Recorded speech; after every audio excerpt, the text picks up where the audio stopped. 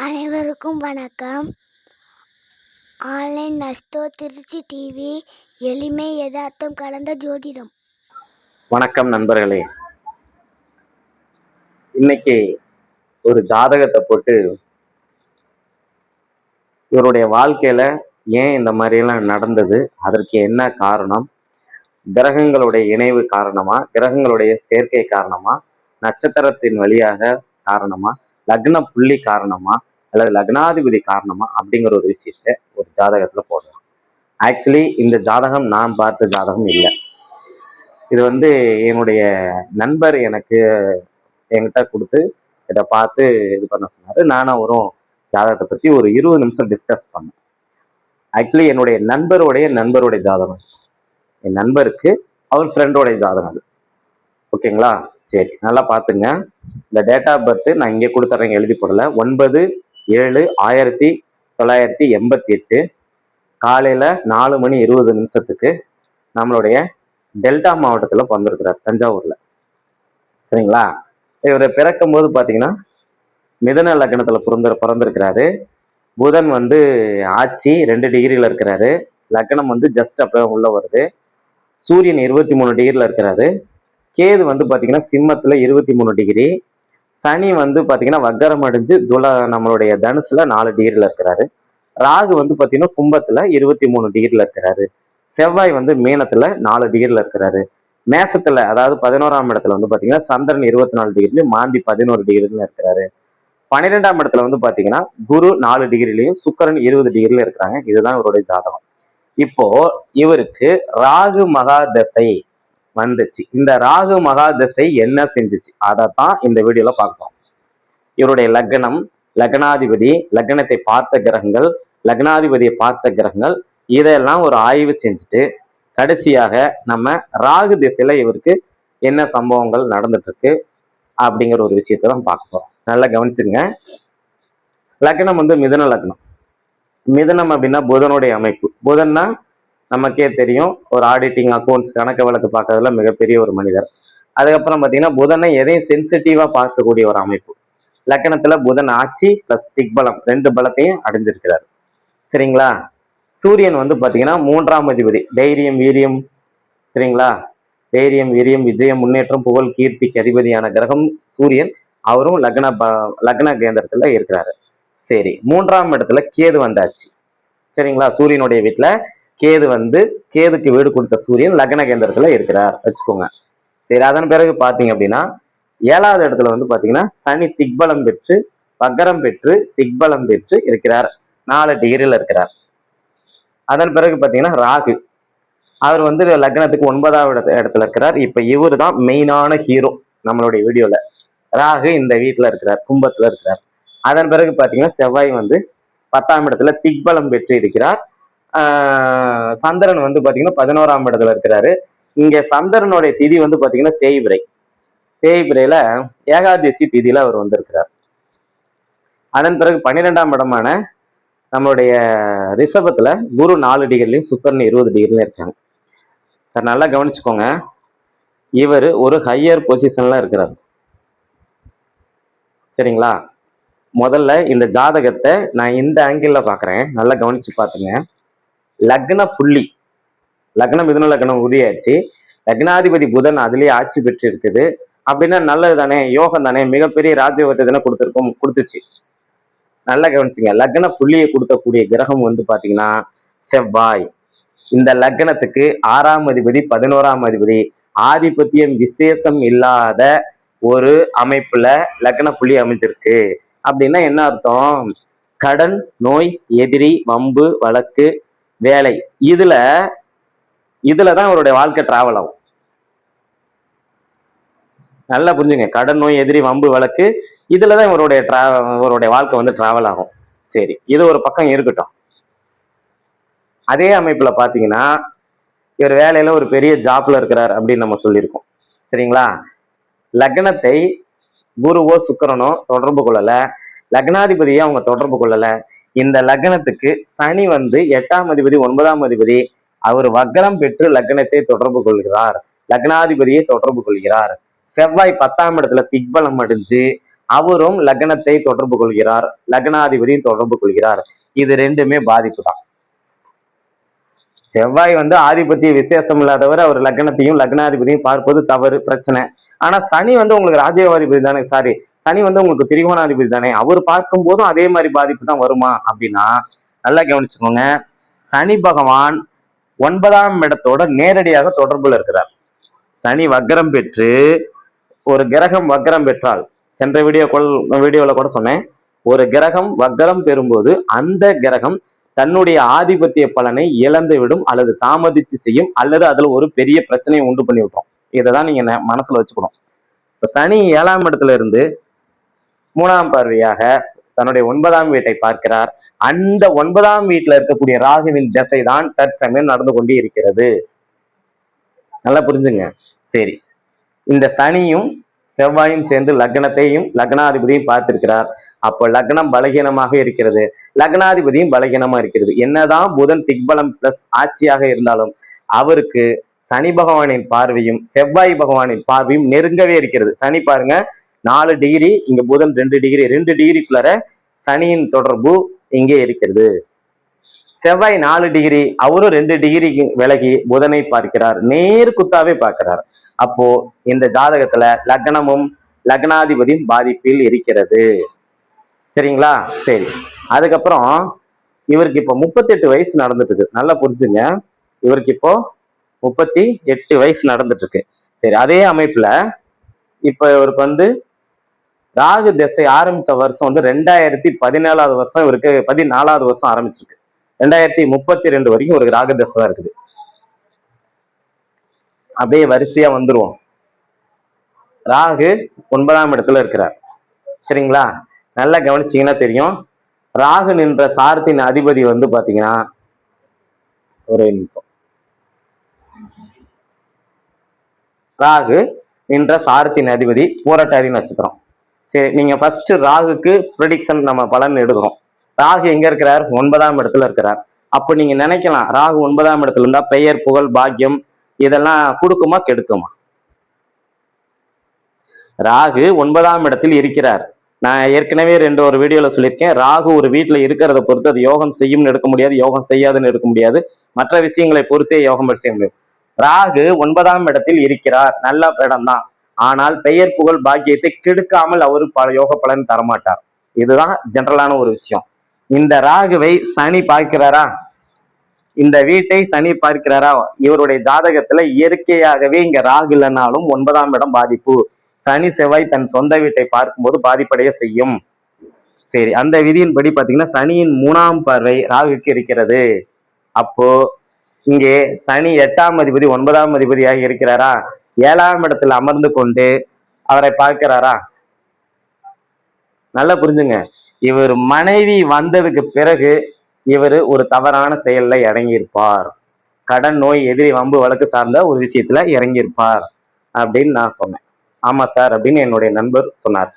சரி, அதன் பிறகு பாத்தீங்க அப்படின்னா இந்த ராகு நின்ற வீட்டின் அதிபதியை போல அவர் அங்க செயல்படணும்.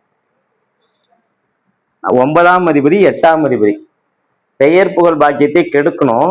8ஆம் இடங்கிறது என்ன சார்? கஷ்டம், கஷ்டத்தை தரக்கூடியது, வியாதியை தரக்கூடியது, ஒரு விதமான நெகட்டிவ் பலனை கொடுக்கக்கூடிய அமைப்பு, மேலிருந்து கீழே விழக்கூடியது. ஒரு ஹையர் பொசிஷன்ல இருந்து கீழே விழணும்னா உங்களுக்கு 8ஆம் இடத்தினுடைய அமைப்பு வேணும். உயரமான ஒரு டேங்க்ல இருந்து கீழே விழுறோம்னா 8ஆம் அதிபதி தசை புத்தி, 8ஆம் இடத்தோட தொடர்பு கொண்ட கிரகத்தின் தசை புத்தி அந்தரம் நடக்காம நீங்க மேல இருந்து கீழே விழ முடியாது. 8ஆம் இடத்து பலனையும் இங்க ராகு செஞ்சார், ஒரு ஹையர் பொசிஷன்ல இருந்து கீழே டவுன் பண்ணி விட்டார். சரி, அப்படியே கொஞ்சம் உள்ள வாங்க. ராகு நின்ற வீட்டின் நட்சத்திரத்தினுடைய அதிபதி பூரட்டாதி. இந்த பூரட்டாதியை பாத்தீங்கன்னா குருவுடைய நட்சத்திரம். இந்த குரு சுக்கரனோட 16 டிகிரிக்குள்ளார சேர்ந்து சுக்கரனுடைய வீட்டிலேயே இருக்கிறார். அப்ப இந்த வீட்டுல சுக்கரனுக்கு தான் வலிமை அதிகம், குருவுக்கு வலிமை குறைவு. நல்லா புரிஞ்சுங்க. குருவின் 2 வீடு, அந்த 2 வீட்டுல ஒரு வீட்டுல சனி, இன்னொரு வீட்டுல செவ்வாய் அமர்ந்து அந்த வீடு கபலீகரம் செய்யப்பட்டது. பூரட்டாதி நட்சத்திரத்துல உட்கார்ந்த ராகு குருவின் நட்சத்திரத்துல உட்கார்ந்தனால குருவின் தன்மையை போல இங்க செயல்படுவார். 4ஆம் இடமும் 7ஆம் இடமும் 10ஆம் இடமும் கேந்திராதிபதி தோஷம். அது இந்த 2 பாவகிரகம் உட்கார்ந்து அந்த கேந்திராதிபதி தோஷத்தை நிவர்த்தி செஞ்சதுனால இவருக்கு திருமணம் ஆச்சு, குழந்தை எல்லாம் பிறந்துச்சு, 10ஆம் இடம் செவ்வாய் 10ல திக்பலம் பெற்றனால ஒரு உயர்ந்த தொழில உயர்ந்த ஒரு பொசிஷன்ல இருந்தார், மிக உயர்ந்த ஒரு பொசிஷன்ல இருந்தார். ஆனா ராகு திசை வந்த உடனே ராகுக்கு நட்சத்திரம் கொடுத்த கிரகம் குரு அவருக்கு சுக்கரனோட சேர்ந்திருக்கிறார். அப்போ நம்ம என்ன நினைக்கிறோம் அப்படின்னா, நான் நேற்றைய வீடியோல கூட ஏதோ ஒரு வீடியோல பேசியிருக்கேன், சுக்கிரன் வந்து அளவான போதை, அளவுக்கு மீறிய போதை கொடுக்கக்கூடிய கிரகம் வந்து பாத்தீங்கன்னா ராகு. ராகு ஃபுல்லா குடிச்சிட்டு டாஸ்மார்க் வாசல்லையே அப்படியே கிடக்கக்கூடிய அமைப்பெல்லாம் இந்த ராகு செவ்வாய் சனி இவங்க தான்.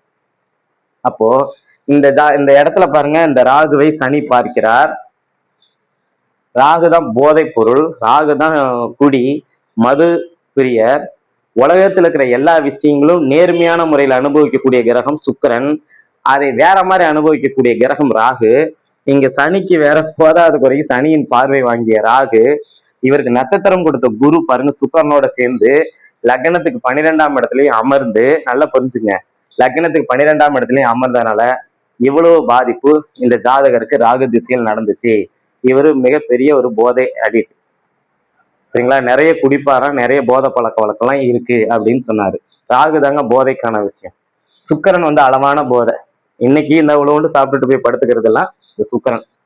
ஆனா அளவுக்கு மீறி நிறைய குடிக்கிறது வந்து பாத்தீங்கன்னா ராகு. சரி, இதுல இன்னொரு அமைப்பும் இருக்குது. நம்ம ஏற்கனவே ராகுவை பத்தி பல வீடியோக்களை பேசினாலும் ஸ்திர வீடுகளில் இருக்கக்கூடிய ராகு ரொம்ப டேஞ்சர். அதுலயும் விருச்சிகத்திலையும் அனுச நட்சத்திரத்துல உட்கார்ந்தாலோ அல்லது கும்பத்துல சதய நட்சத்திரத்துல உட்கார்ந்தாலோ அவர் ரொம்ப டேஞ்சர். இது ஃபர்ஸ்ட் கிரேடு. செகண்ட் கிரேடு இந்த 2 வீடுகள்ல அவர் எங்க உட்காந்துருந்தோம்.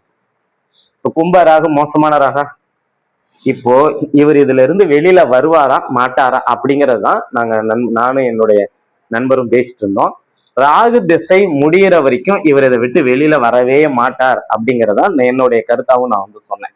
நீங்க நல்ல கவனிங்க, ராகு மகா திசையில கேதுவோடைய புத்தி நடக்குது. இந்த கேது வந்து பாத்தீங்கன்னா எங்க இருக்கிறாரு, சிம்மத்துல இருக்கிறாரு. சிம்ம அதிபதி சூரியனை பாருங்க, சனியும் பார்க்கிறார், செவ்வாயும் பார்க்கிறார். ஒரு மனிதனுக்கு பெயர் புகழ் பாக்கியம் இதெல்லாம் வரணும் அப்படின்னா உங்களுடைய லக்னம் வலிமை பெறணும்னா லக்னமும் லக்ன காரகனான சூரியனும் வலிமையாக இருக்கணும். இங்க ரெண்டுமே பாதிப்புல இருக்குது. கேது உடைய அமைப்பு சரியில்லை. கேதுக்கு அப்புறம் வரக்கூடிய புத்தி பாருங்க சுக்கரன். சுக்கரன் ஆல்ரெடி எங்க போய் உட்கார்ந்து இருக்கிறாருன்னு பாருங்க, ரிஷப வீட்டுல ஆட்சி பெற்று இருக்கிறார். ஒரு ஆதிபத்திய விசேஷம் இல்ல. குரு சுக்கரன் இணைந்தாவே திருமண வாழ்க்கையில கசப்பு, சரிங்களா, தாம்பத்திய குறைபாடு, ஒழுக்க குறைபாடு, ஏதோ ஒரு பிரச்சனை எங்க கொடுத்துரும். ஆனா இந்த வீடு நல்லா தான் இருக்கும், செலவு செய்யற அளவுக்கு பணம் இருக்கு சார். ஒரு ஒரு பிரச்சனைக்காக 25 லட்சம் 50 லட்சம் செலவு பண்ணக்கூடிய அளவுக்கு உங்ககிட்ட பணம் இருக்குது. அதை இந்த இடம் கொடுக்கும். 12ஆம் இடத்துல இருக்கிற குருவும் சுக்கரனும் 2 கிரகத்தினுடைய காரக பலன் நீங்க வந்து அடி வாங்கும். அப்ப சுக்கரனுடைய அமைப்பும் சரியில்லாத ஒரு அமைப்பாகவே இருக்கிறது. சரி, சுக்கரனுக்கு அப்புறம் சூரியன். ஆல்ரெடி சூரியனுடைய புத்தில ராகு திசையில சூரியனுடைய புத்தில இந்த செவ்வாய் சனி 2 பேருடைய பார்வையில இருக்கிறார். அந்த புத்தில இவருக்கு ஒரு கண்டம் கண்டிப்பாக ஏற்படும் அப்படின்னு நம்ம வந்து சொன்னோம். சரி, அதன் பிறகு பாத்தீங்கன்னா சந்திரனுடைய புத்தி. சந்திரனும் பாருங்க இந்த லக்னத்துக்கு ஆதிபத்திய விசேஷம் இல்லாத செவ்வாயுடைய வீட்டுல தான் இருக்கிறார். இதுவும் ஒரு மாதிரியான ஒரு அமைப்பு தான். சந்திரனுக்கு அப்புறம் வரக்கூடிய புத்தி செவ்வாய். செவ்வாய் வந்து மீனத்துல இருக்கிறார், அவருக்கு வீடு கொடுத்த குரு போய் சுக்கரனோட இணைஞ்சிருக்கிறார். இதுவும் கொஞ்சம் சரியில்லை. அப்போ இந்த ராகு திசை முழுக்க இவர் ஏன் இப்படி இருந்தார் அப்படிங்கிற ஒரு காரணம் இப்போ உங்களுக்கு புரியுதா? அப்போ ஒரு மனிதனுக்கு ராகு திசை நடத்தலாம், எங்க இருந்து வேணுமாலும் நடத்தலாம். முதலில் லக்னம், அதன் பிறகு லக்னாதிபதி, இவர்கள் வலிமையாக இருக்குதான்னு முதல்ல பார்க்கணும். அதுக்கப்புறம் தான் நம்ம ராகுக்கு ப்ரெடிக்ஷன் எடுக்கணும். கும்பராகு உயர்ந்த பதவியில உட்கார வைக்கும், நல்லா புரிஞ்சுங்க. கும்பராகு மிக உயர்ந்த பதவியும், விருச்சிக ராகு வந்து பாத்தீங்கன்னா அகன்ற சொத்துக்களையும் கொடுக்கும். ஆனா உங்களுக்கு ஏதாவது ஒரு வகையில பெரிய பாதிப்பை கொடுக்காமல் போகவே போகாது. பொதுவா ராகுக்கு வீடு கொடுத்த கிரகம் வலிமையாக இருக்கணும். வக்கரம் பெற்று இருந்தால் அது யோகம் சொல்லி ஒரு விஷயம் சொல்லப்பட்டிருக்கு. இங்க ராகு திசை இருக்கு, அவர் நல்லா தான் இருக்கிறாரு, ஆள் நல்ல ஒரு அமைப்புலதான் இருக்கிறாரு, பார்க்க நல்ல ஒரு மனுஷன் மாதிரியும் தெரிவாரு. ஆனால் இவரும் வந்து போதை அடிக்டாக இருக்கக்கூடிய விஷயம் நிறைய பேருக்கு தெரியாது. அப்போ சனியின் பார்வை ராகுக்கு கிடைக்கும் போது அது எந்த வகையில நல்லது அல்ல. பொதுவா சூரியனுடைய வீட்டுல ராகு கேதுக்கள் இருக்கும்போது அந்த வீட்டினுடைய தன்மையை சிதைக்கவே செய்கிறது அப்படிங்கிறதான் அனுபவ ரீதியா இருக்கக்கூடிய ஒரு விஷயம். இந்த மனிதர் வந்து ராகு திசையில ஏன் போதை பொருளுக்கு அடிமையானார் அப்படிங்கிற ஒரு விஷயத்த நாங்க வந்து உங்களுக்கு தெளிவா விளக்கியிருக்கேன். ஓகேங்களா? ராகு அப்படின்னா யோகத்தையும் கொடுக்கும், அவயோகத்தையும் கொடுக்கும் அப்படின்னு நம்ம ரெண்டு விஷயமா வந்து பார்த்துருக்கலாம். ஆனா இந்த ஜாதகம் கொஞ்சம் வித்தியாசமான ஜாதகம். ஓகேங்களா? இவருக்கு வந்து பாத்தீங்கன்னா இந்த 7ஆம் இடத்துல சனியும் 4ஆம் இடத்துலயும் 10ஆம் இடத்துல வந்து செவ்வாயும் இல்லை அப்படின்னா இவர் இந்த மாதிரி ஒரு ட்ரக்கு சம்பந்தப்பட்ட ஒரு விஷயத்துக்கு போயிருக்கவே மாட்டாரு. ஆனால் திருமணம் இல்லை, வேலையும் இல்லை. இந்த 2 கிரகம் அமர்ந்ததுனால திருமணம் ஆச்சு, வேலை கிடைச்சிச்சு.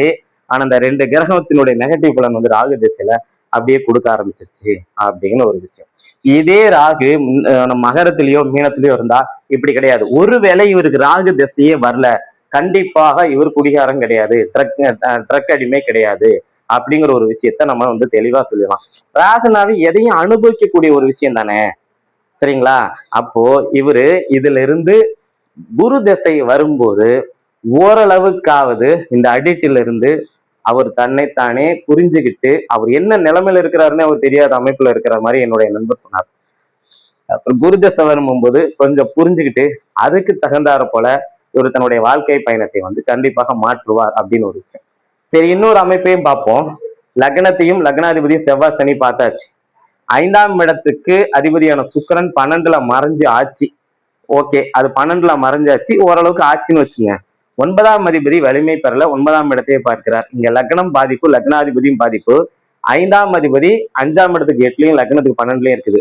இவருடைய ஜாதகத்துல வந்து பாத்தீங்கன்னா 1, 5, 9ஆம் அதிபதிகள் அந்த அளவுக்கு வலுக்கல. நான் ஒரு விஷயம் சொல்றேன், எங்க அப்பா எனக்கு சொல்லி கொடுத்த ரூலு, எந்த ஒரு ஜாதகத்துல திரிகோணாதிபதிகள் அதிக வலிமை பெற்று சுபருடைய சேர்க்கை பார்வையில் இருக்கிறாங்களோ அவங்களுக்கு சர்வ நிச்சயமாக ராகு திசையும் கேது திசையும் மிகப்பெரிய அளவில் ராஜயோகத்தை தரும் என்பது எந்த அளவு சந்தேகமும் இல்லை, வேண்டாம், சந்தேகப்பட வேண்டாம்.